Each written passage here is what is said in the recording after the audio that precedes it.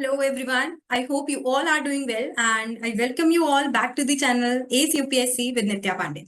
आज से हम सब सीखेंगे कि कैसे आप न्यूज़पेपर एडिटोरियल्स को डिकोड कर सकते हैं and in these videos I will be simplifying some important editorials from newspapers the Hindu and Indian Express. ठीक है, सो चलिए विदाउट एनी डिले आज के सेशन को हम स्टार्ट करते हैं and through this video you will also learn कि इन सेशंस में क्या क्या चीजें होने वाली हैं। सो बेसिकली मैंने क्या किया है कि आपके लिए इंपॉर्टेंट एडिटोरियल्स लेके आई हूँ द हिंदू और इंडियन एक्सप्रेस के, जो कि अभी मंडे ट्यूसडे और वेंसडे को आए थे। ठीक है, जिसमें कि मैंने आपको ये तो बताया ही है कि उस एडिटोरियल में क्या है, साथ में कुछ और इंपॉर्टेंट इन्फॉर्मेशन भी लेकर आई हूँ उस टॉपिक से रिलेटेड। ठीक है, जैसे सबसे पहले एक टॉपिक है prescribe preventive medicine for a healthy India. So अभी रिसेंटली क्या था, वर्ल्ड हेल्थ डे हुआ था। ठीक है, तो वर्ल्ड हेल्थ डे पे ऐसा बताया गया कि आप जो प्रिवेंटिव मेडिसिन है, preventive medicine in a sense कि डिसीज होने के पहले आप क्या क्या प्रिवेंटिव मेजर्स ले सकते हो, उसके रिलेटेड क्या क्या चीजें हम कर सकते हैं basically with respect to non communicable diseases. तो इस आर्टिकल में बात हुई है कि कम्युनिकेबल डिसीजेस को तो हमने फिर भी कंट्रोल कर लिया, but what about non communicable diseases. जैसे कि हम सुनते हैं कि सड़क पे इंसान खड़ा हुआ था, सिर्फ only just 30 to 35 years of age, और हार्ट अटैक से उसकी डेथ हो गई। ठीक है, देन हम देख रहे हैं बहुत ही लाइक अगेन 30 to 35 ईयर्स से लोगों को डायबिटीज हो रही है, ब्लड प्रेशर हो रहा है। तो इन चीजों से हम कैसे डील कर सकते हैं, तो यहाँ पर उसके लिए बताया गया कि आप प्रिवेंटिव मेडिसिन पे फॉलो करो। Preventive medicine as in healthy diet लो आप, ठीक है, प्रॉपर स्लीप रूटीन होना चाहिए, प्रॉपर एक्सरसाइज करनी चाहिए आपको। चलिए, तो ये 7 अप्रैल को आया हुआ है क्योंकि उस दिन वर्ल्ड हेल्थ डे था। ठीक है, अगर मैं इसकी यूपीएससी के लिए कौन कौन से पेपर्स में रेलिवेंस रहेगी, तो दैट इज आपकी जीएस पेपर 2 के लिए ये रेलिवेंट है, जीएस पेपर 3 एसए पेपर में जैसे कि health is wealth, preventive versus curative health care, और एथिक्स पेपर में it aligns with the topics of duty of care, health equity, justice in health care distribution etcetera. ठीक है, तो multiple topics में इस आर्टिकल की रेलिवेंस है। चलिए, अब सबसे पहले समझते हैं इसका रीसेंट कॉन्टेक्स्ट क्या है। तो बेसिकली इंडिया के पास डुअल बर्डन है, नॉन कम्युनिकेबल और कम्युनिकेबल डिसीजेस का या इन्फेक्शियस डिसीजेस का हम कह सकते हैं। ठीक है, मेजरली हमारा फोकस इस पे रहता है curative health care. Curative health care मतलब डिसीज हो गया उसके बाद उसको ठीक करने पे, मेडिसिन, रिपोर्ट्स, ठीक है, इन सब ट्रीटमेंट पे। बट इसकी जगह अगर हम प्रिवेंटिव मेडिसिन पे फोकस करें तो वो आपके लिए ज्यादा बेटर हो सकता है। इससे क्या हो सकता है, जैसे कि अगर हम प्रिवेंटिव हेल्थ केयर की तरफ शिफ्ट होते हैं तो डिसीज बर्डन कम हो जाएगा, कम लोगों को बीपी, डायबिटीज, ठीक है, इस तरह हार्ट अटैक की चीजें होंगी, हेल्थ केयर कॉस्ट कम हो जाएगी। आपको पता है लाइक अगर आपको हार्ट डिसीज से आप सफर कर रहे हो तो कितनी ज्यादा उसकी कॉस्ट आती है। इसकी जगह आप बस एक हेल्दी रूटीन फॉलो कर लो तो वो सारी हेल्थ केयर कॉस्ट कम हो गई आपकी, साथ में नेशनल प्रोडक्टिविटी। अब आप सोचो, एक हेल्दी पर्सन है, ठीक है, वो 7 घंटे 8 घंटे प्रोडक्टिवली काम कर सकता है, वहीं एक अनहेल्दी पर्सन है दिन भर माइग्रेन होता रहेगा, ठीक है, कहीं चक्कर आएंगे, इस तरह की चीजें, तो ओवरऑल नेशन की प्रोडक्टिविटी तो कम हुई ना। चलिए आगे बढ़ते हैं। प्रिवेंटिव मेडिसिन किस चीज पे एम करती है, अर्ली डिटेक्शन। ठीक है, तो प्रिवेंटिव मेडिसिन में क्या होता है, ऐसा भी बताया जाता है कि आप रूटीन हेल्थ चेकअप्स के लिए जाओ। आपने अपने घर पर देखा होगा क्या होता है, जनरली जब कुछ होगा हम तब जाते हैं, हम सोचते हैं ऐसे जनरली क्यों डॉक्टर के पास जाएंगे, बट हमें अपने रूटीन हेल्थ चेकअप्स के लिए जाना चाहिए, ताकि मे बी अगर आपको कोई डिसीज हो गया तो वो अगर इनिशियल स्टेज पे डिटेक्ट हो जाता है तो उसको क्योर करना बहुत आसान होता है। अगर लेटर स्टेज पे डिटेक्ट हो रहा है तो क्योर करना मुश्किल हो जाता है। फिर हेल्थ एजुकेशन, दैट इज कि यही blood pressure, diabetes, heart diseases के लिए आप क्या कर सकते हो, इम्यूनाइजेशन पे फोकस करते हैं, लाइफस्टाइल मॉडिफिकेशन पे, और policy level intervention. Policy level that is कि गवर्नमेंट इसके लिए क्या क्या चीजें कर सकती है, जैसे कि अवेयरनेस कैंपेन्स, इस तरह की चीजें। ना प्रिवेंटिव मेडिसिन क्यों क्रूशियल है, सबसे पहले तो क्योंकि डिसीज बर्डन बढ़ रहा है। इसके लिए इस एडिटोरियल में एक इंपॉर्टेंट डेटा था कि एनसीडीज जैसे कि नॉन कम्युनिकेबल डिसीजेस 60% डेथ कर रहे हैं इंडिया में। ठीक है, तो नॉन कम्युनिकेबल डिसीजेस की वजह से 60% डेथ्स हो रही है इंडिया में। इसके लिए अगर हम प्रिवेंटिव मेडिसिन पे फोकस करें इन डेथ्स को कम कर सकते हैं। तो that is why we need preventive medicine, ताकि हम इस डेथ बर्डन को नीचे लेकर आ सकें। ठीक है, फिर एयर पोल्यूशन हो रहा है, पुअर डाइट है, लोगों की सेडेंट्री लाइफस्टाइल है, रात को देर तक जगना, सुबह देर से उठना, ओके, फास्ट फूड खाना, ये सब। ठीक है, देन स्मोकिंग, एल्कोहल, तो ये सब मेजर कंट्रीब्यूटर्स हैं, ओके, इस राइजिंग डिसीज बर्डन को सब्सटैंशिएट करने के लिए ये सब पॉइंट्स हैं। देन फ्रीक्वेंट आउटब्रेक्स हो रहे हैं जैसे कि vector borne, water borne diseases के एक्सेट्रा, जो कि सिस्टम को स्ट्रेन करता है। तो इस कॉन्टेक्स्ट में हमको प्रिवेंटिव मेडिसिन चाहिए। Now next is cost effectiveness. तो प्रिवेंटिव मेडिसिन, जो प्रिवेंटिव केयर होती है, वो क्या करती है, कॉस्ट को रिड्यूस करती है। जैसे कि यहाँ पर एक डेटा दिया हुआ है कि अगर आप 1 रुपए इन्वेस्ट करते हो प्रिवेंशन में तो आपका 5 से 10 रुपए सेव होता है। किसका एस्टिमेट है ये, डब्ल्यूएचओ का, कोई ऐसा वैसा डेटा नहीं है, डब्ल्यूएचओ का है। इसको ना आप डायरेक्ट अपने आंसर्स में भी यूज कर सकते हो। दिस इज, ये जो मैंने आपको फॉर्मेट दिया है, this is how you can write your answers as well. आप एक पॉइंट लिखो, उसको सब्सटैंशिएट करो आइदर विद एन एग्जांपल और विद ऑथेंटिक रिपोर्ट एक्सेट्रा। ठीक है, फिर क्या है, प्रेशर कम करेगा हेल्थ केयर इंफ्रास्ट्रक्चर, ज्यादा लोग बीमार होंगे, ज्यादा हॉस्पिटल पे बर्डन पड़ेगा, कम लोग बीमार होंगे, कम बर्डन पड़ेगा। So that is what is being written here. तो इंडिया के पास ऑलरेडी लिमिटेड डॉक्टर्स हैं, हॉस्पिटल बेड्स भी नहीं है इतने, पब्लिक हेल्थ फैसिलिटीज भी उतनी नहीं है, तो उस पर बर्डन कम डालो यार, प्रिवेंटिव केयर करो, ठीक है। हॉस्पिटल एडमिशन कम होंगे, रिसोर्स यूटिलाइजेशन को इंप्रूव करेगा, देन प्रोडक्टिविटी एनहांस करेगा लोगों की, है ना। आप हेल्दी रहोगे, आप ज्यादा काम कर पाओगे, जैसे कि आपकी मेंटोर कर पाती है, दैट इज मी, ठीक है। चलो, की कंपोनेंट्स क्या क्या होते हैं प्रिवेंटिव हेल्थ केयर के। So that is health education, मतलब बताता है कि आपको प्रॉपर डाइट लेनी है। For example protein rich diet लो, सुबह उठ के हमारे यहाँ क्या खाते हैं लोग, समोसे खाते हैं, कचौड़ी खाते हैं, नो, आपको क्या खाना है सुबह उठ के, ड्राई फ्रूट्स खाओ, फ्रूट्स खाओ, ठीक है। देन लाइक जब भी आप अपना लंच करते हो उसके पहले आपको सैलेड करना है, सैलेड खाना चाहिए, डिनर के पहले आपको सैलेड खाना चाहिए, हमारे यहाँ लोग खाते ही नहीं है ये सब। Okay, so that is, this is health education, ठीक है। डाइट, एक्सरसाइज, सुबह उठ के मॉर्निंग वॉक करो, हाइजीन प्रॉपर मेंटेन करो, स्क्रीनिंग प्रोग्राम्स होते हैं कि हाँ continuous health routine, health checkups आप कराओ, ताकि अगर आप स्टिल आपको कोई भी डिसीज है तो वो जल्दी डिटेक्ट होकर जल्दी क्योर हो सकता है। वैक्सीनेशन पे फोकस करते हैं, ठीक है। यहाँ फॉर एग्जाम्पल अगर आपको जैसे कभी लोहा लग जाता है, कुछ लोग टिटनेस का इंजेक्शन ही नहीं लगवा रहे हैं, ओके। काफी लोग कोविड का वैक्सीन नहीं ले रहे हैं कि उसमें कुछ लाइक सुपरस्टिशंस वगैरह बिलीव करके। देन सैनिटेशन पे फोकस करना है, ठीक है, क्लीन वाटर, जिससे कि हम water borne diseases, cholera, typhoid से डील कर सकते हैं। वेक्टर कंट्रोल, मतलब पानी भरा है तो भरा ही है अब इंडिया में, ठीक है। सो दैट इज कि अगर आप इन पे कंट्रोल करोगे, इन चीजों को चेक करोगे, तो आप मलेरिया, डेंगू, चिकनगुनिया, इन सब जैसे डिसीजेस से टैकल कर सकते हो। This is preventive. पानी भरने के पहले उसे साफ कर दो, मच्छर नहीं आएंगे, ठीक है। एंड इसकी जगह क्यूरेटिव क्या होगा, मच्छर ने आपको काट लिया, आप हॉस्पिटल में 15 दिन तक एडमिट रहे, that is curative.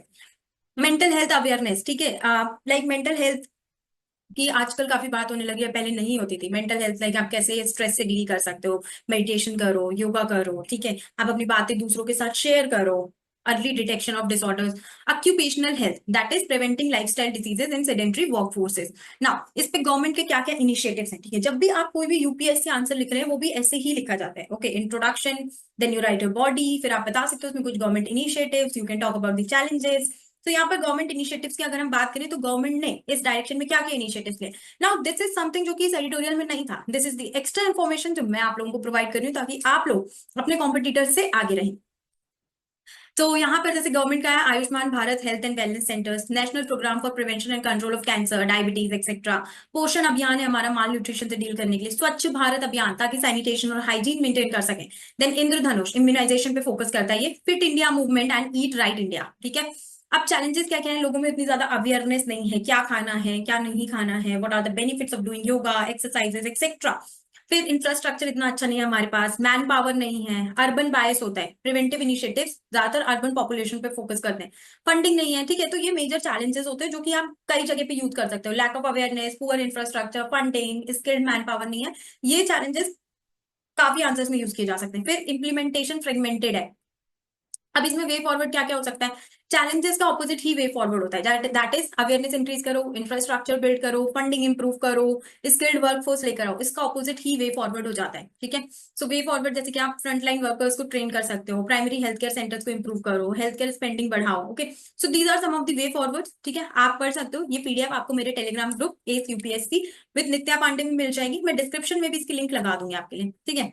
Ultimately conclusion में क्या हम लिख सकते हैं कि जो प्रिवेंटिव मेडिसिन है ये सिर्फ एक हेल्दी पॉलिसी नहीं है, बट इकोनॉमिक और सोशल नेसेसिटी है फॉर इंडिया की, ठीक है। इससे एक हेल्दियर मोर प्रोडक्टिव पॉपुलेशन जो कि रिड्यूस करेगी dependency on costly hospital care, ये भी हमको मिल जाएगा, okay.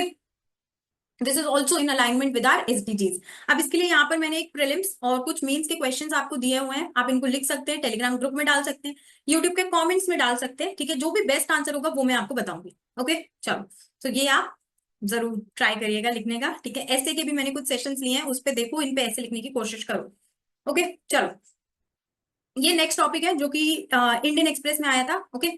Shaping a future ready workforce, sorry this was also in the Hindu only, okay. ये कंपैरेटिवली थोड़ा सा कम है, कम इंपॉर्टेंट है, बट इंपॉर्टेंट है, इसलिए मैंने इसके आपको कंसाइज नोट्स बना के दे दिए, इसको आप खुद से देख सकते हैं, ठीक है। चलिए, now let us move on to the next topic, which is human rights and wrongs, ठीक है। तो this came in the Indian Express, okay. तो ये बेसिकली ह्यूमन राइट्स वगैरह की बात कर रहे हैं, ठीक है। इसको भी आप खुद से देख लीजिएगा, ओके। इसके मैंने की हाईलाइट्स आपको बना के दे दी हैं, जो भी इसमें एडिटोरियल में लिखा हुआ था, और एक्स्ट्रा इन्फॉर्मेशन भी दिया है। यहाँ पर मैंने पीडीएफ में जरूर आपको काफी, I think there are 4 to 5 editorials जिनका मैंने आपको ये समरी या crisp notes with value addition बना के दिया है, but I will be discussing only 2 to 3, ठीक है, so that you get an idea what is being done.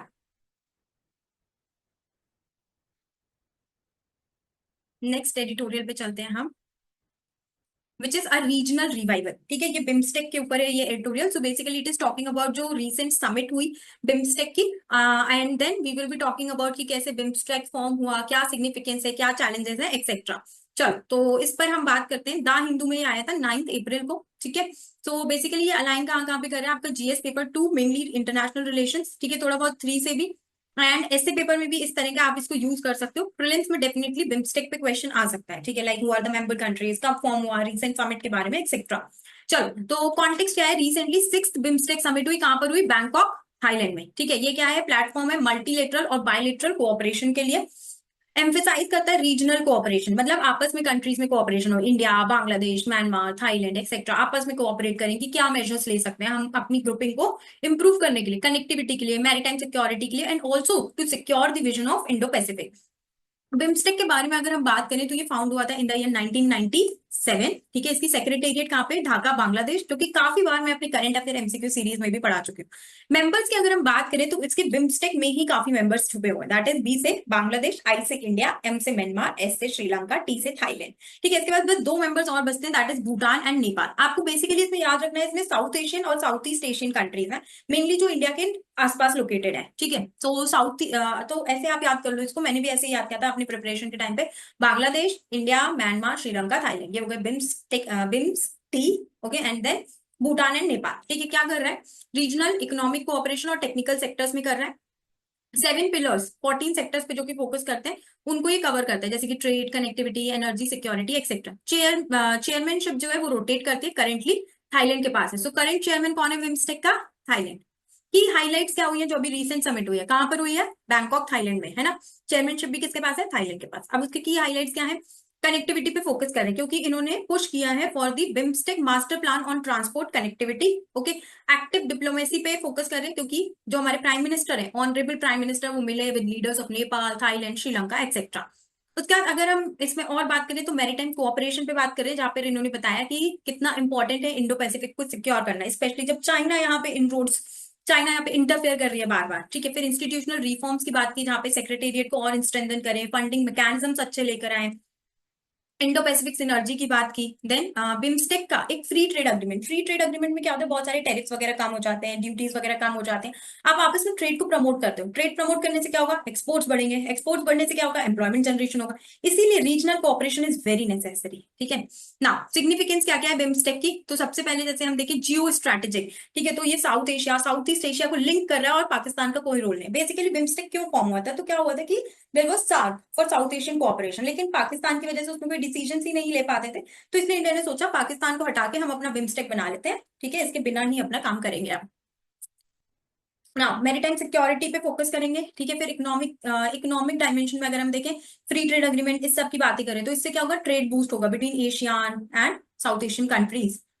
North east के साथ कनेक्टिविटी बनेगी, बेसिकली नॉर्थ ईस्ट से अभी हमारे पास सिर्फ सिलीगुड़ी कॉरिडोर है ना। तो अब हम साउथ ईस्ट एशिया से, म्यांमार वगैरह से भी, वहां से बांग्लादेश से आराम से कनेक्ट कर सकते हैं नॉर्थ ईस्ट से। So that is there. Then alternative to SAARC, ये मैंने आप लोगों को बता दिया। बायलेटरल डिप्लोमेसी ड्यूरिंग समिट, तो इंडिया नेपाल टॉक्स हुई रिगार्डिंग इंफ्रास्ट्रक्चर, एनर्जी कोऑपरेशन, ठीक है। उसके बाद इंडिया थाईलैंड टॉक्स होती हैं ताकि ट्रेड बूस्ट कर सकें, डिफेंस कोलैबोरेशन, मैरीटाइम लिंकेजेस, और इंडिया श्रीलंका बायलेटरल मीट भी होती है, जो कि इकोनॉमिक रिकवरी, क्योंकि श्रीलंका में इकोनॉमिक क्राइसिस थी, port development, Sri Lanka obviously coastal country है, एंड तमिल कम्युनिटी के इश्यूज पर डिस्कस किया, ठीक है। अब चैलेंजेस क्या क्या है बिम्स्टेक के लिए, अगेन थोड़ा स्लो इंप्लीमेंटेशन होता है, जैसे कि अगर आप देखोगे एक कलादान मल्टी मोडल प्रोजेक्ट, ठीक है, एक हाईवे बन रहा है between India, Myanmar, Thailand etcetera, बहुत दिनों से इंप्लीमेंट हो रहा है, तो जो प्रोजेक्ट्स का इंप्लीमेंटेशन है ना, वो काफी धीमे धीमे होता है। सो दैट इज देयर, आप जल्दी करो तभी तो जल्दी आपके बीच में ट्रेड और कनेक्टिविटी होगी। देन रिसोर्स का कंस्ट्रेंट होता है, ठीक है, फाइनेंशियल ऑटोनॉमी नहीं है इतनी। चाइना का ग्रोइंग प्रेजेंस, ठीक है, जैसे कि अभी आपने रिसेंटली सुना होगा कि बांग्लादेश के जो प्राइम मिनिस्टर है उन्होंने भी बोला था कि इंडिया तो नॉर्थ ईस्ट के लिए हम पे डिपेंडेंट है, तो वो उन्होंने चाइना के साथ ही ऐसी बात की थी। तो इट माइट भी कि ये कंट्रीज कब चाइना की तरफ चले जाए हमें नहीं पता। म्यांमार, श्रीलंका एक्सेट्रा, म्यांमार और श्रीलंका में चाइना ने काफी इन्वेस्टमेंट भी कर रखे हैं। सो दैट इज देयर, ठीक है। फिर पॉलिटिकल इंस्टेबिलिटी, जैसे कि म्यांमार में हम देखते रहते हैं मिलिट्री कूप होता है, श्रीलंका भी इतना स्टेबल नहीं है, इकोनॉमिक क्राइसिस, बांग्लादेश में भी इनफैक्ट अभी हमने देखा। Then overlapping membership, multiple membership है, ठीक है, मल्टीपल एक ही मेंबर अलग अलग ग्रुप्स में है, सो दैट इज आप कितनी बात करोगे उससे, है ना, एक जगह लेकर आओ, एक बार में बात करके खत्म करो, तो डिवाइडेड फोकस हो जाता है इससे। फिर वे फॉरवर्ड इसका क्या हो सकता है, इंस्टीट्यूशनल मैकेनिज्म बढ़ाओ, ठीक है, फास्ट ट्रैक करो अपने कनेक्टिविटी प्रोजेक्ट्स को, फंडिंग नहीं है तो बिम्स्टेक डेवलपमेंट फंड बना लो, पीपल टू पीपल कॉन्टेक्ट, जितना आपस में लोग जितना कनेक्ट करेंगे ना, जैसे कि हम कहते हैं नेपाल के साथ हमारा रोटी बेटी का रिश्ता है, क्यों, क्योंकि लोगों का इंडिया और नेपाल का बहुत आपस में बहुत ज्यादा कनेक्शन है, people to people ties improve हो रहे हैं, तो जितना people to people ties improve होंगे उतना ज्यादा आपका उस कंट्री के साथ भी रिलेशन अच्छे होंगे। अगर आप देखेंगे जैसे कि जो Indo US civil nuclear deal थी 2008 की, उसमें भी इंडियन डायस्पोरा का बहुत बड़ा हाथ था, so that is people to people ties होने चाहिए हमारे। Then finalise long pending BIMSTEC FTA, है ना, पेंडिंग है तो उसको कर लो। फिर इसका क्वेश्चन एक जैसे कि BIMSTEC has the potential to become a game changer in regional cooperation for India but faces structural challenges. इस क्वेश्चन को आप लिख सकते हो, ठीक है, इनमें से कोई भी क्वेश्चन आप लिख सकते हो, जो भी आंसर मुझे बेस्ट लगेगा वो मैं आपको बताऊंगी। चलो नेक्स्ट।